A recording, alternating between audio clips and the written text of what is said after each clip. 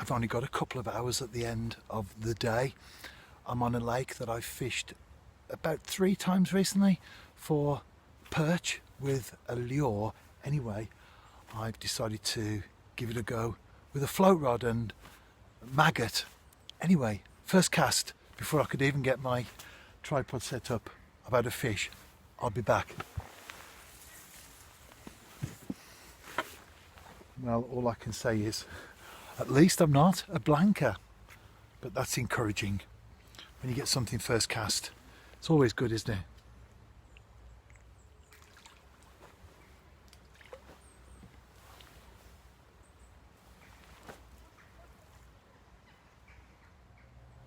I'm fishing with my standard canal setup that I've been on recently. Big difference though is that I've taken away the anchor shot that I use on the canal, so the bottom 3 feet, I'm in about 6 feet of water, the bottom 3 feet of line, no shot at all. It's still fairly weedy, not as weedy as it would be in the summer obviously, but still a fair bit of weed around. So what I want is for that bait to sink as naturally as possible, and then of course not be pulled down that little bit more than it needs to by a hook. There's no flow, so I don't need to worry about anchoring the maggot on the bed of the lake. Anyway, I'm going to cast out again. It's quite a tight spot. I've got a tree next to me, as you can see there. I can't get as close to the tree as perhaps I would like to, because there is still some underwater vegetation there. However, I'm in a good spot. I'm confident of that. Plus, I've had a fish already, haven't I?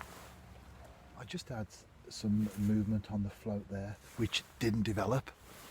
So I pulled in and recast. Not too bad, the bottom out there.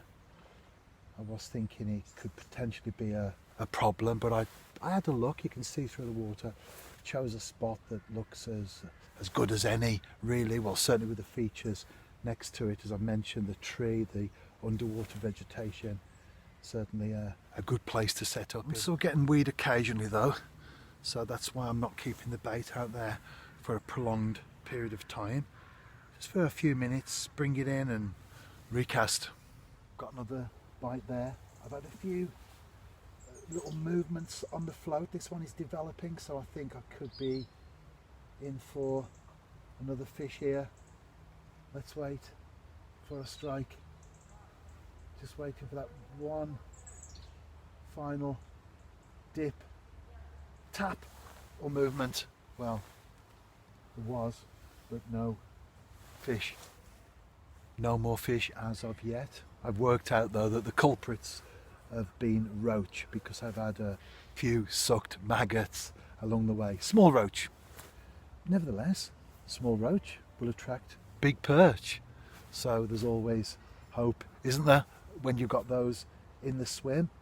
I had a couple of ravens just now that went over, and they've gone into the woodland ahead of me, in front of me, and they've been very vocal indeed. I don't live far from here, as the crow flies, or the raven even, just minutes away, and we do get ravens regularly over the area where I live, which is joined to here, so naturally they do cover quite a wider terrain. Great birds, aren't they?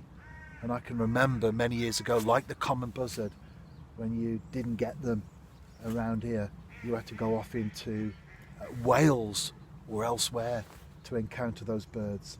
So it's great to see that both of them, plus the red kite as well, it's another one that comes to mind. They've spread their wings, so to speak, and colonised elsewhere. Will I catch a perch? That's what I've come for, really. It's nice to get whatever turns up, but I always have a focus in my mind, and today, as is often the case, the attention, as far as my angling is concerned, there's one of the ravens just gone over there, is my favourite species, the perch. Second fish of the session. It's not a perch, it's another roach. We are well into dusk now. The roach are still feeding. I'm not showing all of them, of course, but this is the biggest that I've had so far.